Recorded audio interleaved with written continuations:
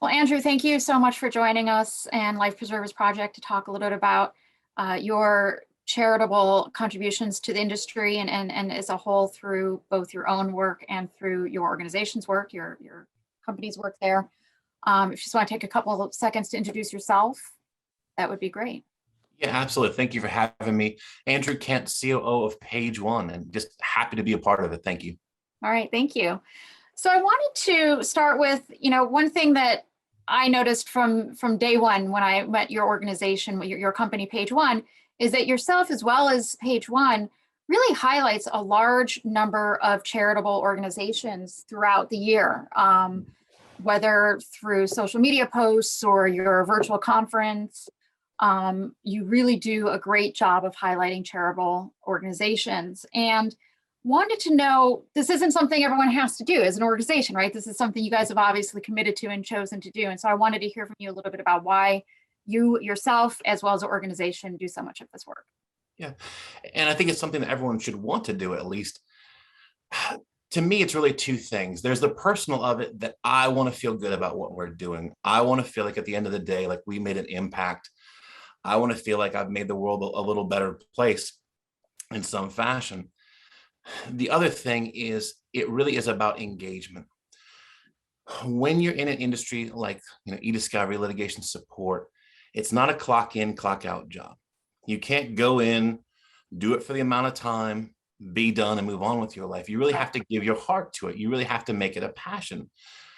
And to have a team that wants to do that, that wants to care, you have to find reasons. And so I think when the team sees that we're doing social justice, when the team sees that we're doing anti-human trafficking or raising money for the food bank or whatever the cause happens to be at the time, they feel that power. They feel like we are making a difference. We're doing something important here. It's our superpower, quite frankly. We do better quality at EDiscovery because of all the things we're doing in terms of trying to help people. There's two restaurants, and I won't mention their names, but right across the street from each other. You go to one, they're all about it. They're helpful, they're cheerful, they get your order right. You go across the street and they don't care, and it's obvious. Right. It's all about that engagement. And I think about that because I do like both of them. I think about that in terms of, again, which are we going to be? Are we going to be the one on the right side that has the people who are just passing through and don't really give a damn? Or are we going to have the one on the left where people are, again, thinking that they're making themselves better, thinking that they're improving their community? Wonderful. And so building on that, that's a really nice segue into my next question. How do you think the legal community, not just your organization, but the legal community and the EDiscovery community can perhaps help broaden community commitment and community engagement? And obviously you've said a little bit about why this is important to you as an organization, but in a broader sense, how do you think that those of us in EDiscovery can maybe influence the larger EDiscovery and legal community to also be more engaged? I think when you look at the majority of things we're helping out on, there's a real dichotomy. The people who have the most power and the most ability to help solve the problems are often the people the most unaffected by the problems. I think we see a lot of that in the law firms, is that the partners, the decision makers at law firms aren't dealing with the issues that we're dealing with, right? I mean, they're not, right. I mean, right? I think the key is bridging that gap, bringing awareness to those groups, letting them see what they can do. And I think the real key is in the law firms, I shouldn't say, in a lot of the law firms, there's still this view that community service and pro bono is largely a marketing thing. It's, let me look at the numbers, let me look at the books. Is how much we're spending worth the ad time or the pat on the back we're getting? Right. That's the wrong way to go about it. Sure. It really is about looking internally. It's about saying to yourself, if I spend this 10 grand or 15 grand on our pro bono program, it's not about what will people outside think. It's about what will we think. Again, thinking of, if this makes my team that much more aware, if it pushes their quality a little bit more, That's the real value there, outside of obviously wanting to make a difference. So Right. I think that's the big key is when you do any kind of charity, you never look at the person you're helping. They're never going to, I'm sorry, it's true. They're never going to thank you in the way you wanted to be thanked. Oh, no. They're Right. never going to feel as good about it, right? It's like you loan money to a friend. The first thing you do is critique everything they spend money on until they pay you back. It's just never going to fit your mold. You have to look at yourself. When you do these things, you have to say, not how does it help them? How did it make me feel? And completely, I know that sounds almost cocky or self-centered, but it's true. You have to say, doing that for other people, raising food for the Second Harvest charity food bank, did it help people? Yeah, but more importantly, it made me feel good. I should Right. want to do it again because it made me feel good. And I think those are the real keys of trying to breach that dichotomy in terms of who can help and who is being affected. And again, just seeing that the reward is a personal thing and not really a company thing. And that kind of goes to the idea of qualities. I know a lot of people look at charitable investment and or charitable work in the sense of qualities, right? Like how much quality, to return is there. And often, this is one thing I learned when I was getting my master's in public administration. Oftentimes, a lot of people do charitable work more often than not because it provides a sense of satisfaction for yourself. There's often an endorphin rush from doing a good thing for people. The byproduct is, yes, you've also helped people in the community. You've made some real change. Hopefully you've made some real sustainable change. Now, one thing, sort of moving to the next piece of this, I think fits in nicely with what you're saying about helping an organization learn how they can do more and how this can impact their organization. We worked on a CLE, our first CLE as an organization back in April, and it was very popular with the law firm I work at. In fact, a lot of our lawyers, partners even attended, and still to this day, I get questions about it when I was in the office last week. And so I think that was very successful and that it was both educational, gave them some opportunities to see other ways they could do pro bono, how they could become involved, and not just something that's the bottom line pro bono like they're doing, but other ways of getting involved. And I think they all were quite happy to find that there was an educational piece to that. Have you seen any sort of benefit on your end from having done a CLE like program, or ways that you think that this could continue as perhaps a program, whether for our organization or others? What are your thoughts about how that works and how that educational piece also helps? Yeah, absolutely. One of our core values is continuously learning.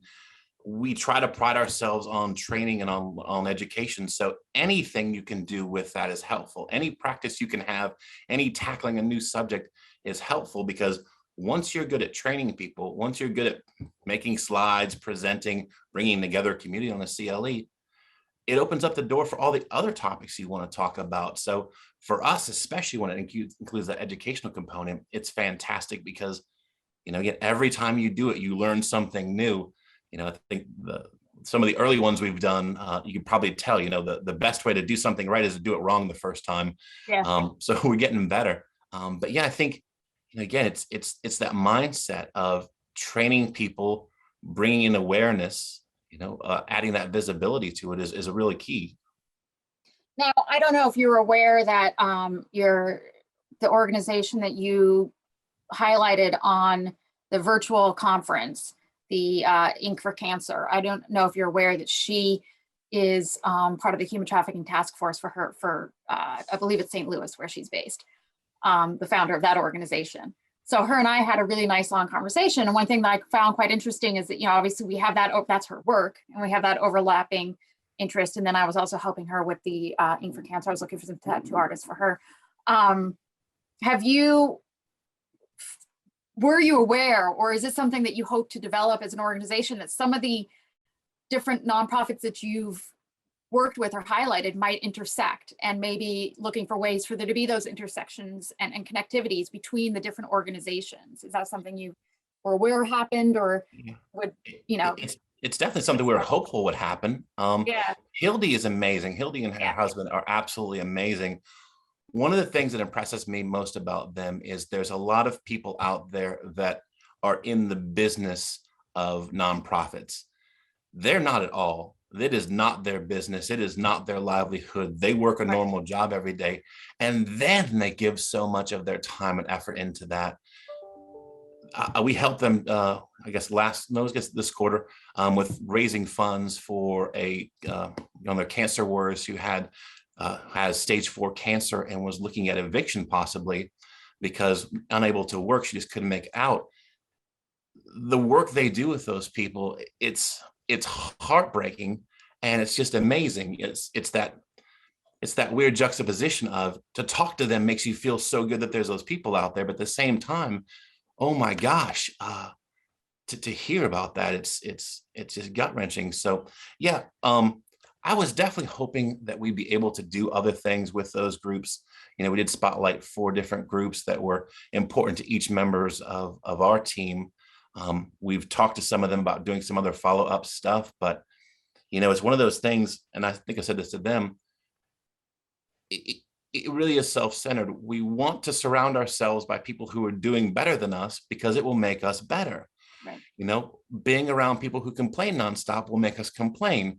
Being around those who are changing the world will make us think that changing the world is a normal thing that we should be doing. So I love the idea of changing our network so that now we're talking to the Davis House, we're talking to Best Buddies, we're talking to Inc. Against Cancer, we're talking to Justice for Change with Relativity. Make that your community, because we don't want to be at that point where we're full of ourselves for doing charity work. We don't want to think of ourselves as we're full of ourselves, we're doing something special for doing social justice. We want to get to the point where that's just, of course we did. It's like putting on shoes in the morning. Yeah, of course we did. Duh. So being around those people, it fixes our compass. And I think it also brings us down to a level where it's like, okay, you did something, Andrew. What are you doing next? So one thing and I appreciated this when you helped us with the CLE, and then, the introduction to Davis House and to Hildy and some of the others, is obviously, whether intentionally or unintentionally, you've found yourself going down this path. It's probably educational for you about human trafficking and about sort of the ways that the legal community can help with human trafficking. And I was wondering if you could share with us some of the things you've learned through this travel, and how you came about, whether accidentally or otherwise, meeting these, in this case, 3 different organizations that do work in this area. Yeah. Well, I'll tell you, I was about 2.5, maybe 3 years ago now, I was in a trip, went up to Wisconsin to visit some old friends, and I came back, and on my way back, I was at a restaurant. Just happened to overhear somebody ask the waitress, well, how do you like this area? And her response was, it's nice, but there's just too much human trafficking. And overhearing that, I was like, I didn't know what to think. I didn't know how to process that, because Right. I had never really thought of this as a human trafficking area. I knew from the numbers, from the books, that it happened, but to think that, that was something somebody thought. I was used to the normal things of when people bought a house, they worried about the yard and the school district. To think that people were like, oh, I'm living in a human trafficking area, it really stunned me. So I had been thinking about that while we were always trying to find new things to get into. And it just, again, was like, I obviously don't know what I should know about human trafficking. We should try to get into that a little bit more. We had a person who had worked with your organization on staff at the time, Eric, who introduced us to you guys. And just immediately it was like, yeah, this is absolutely something we want to be involved in.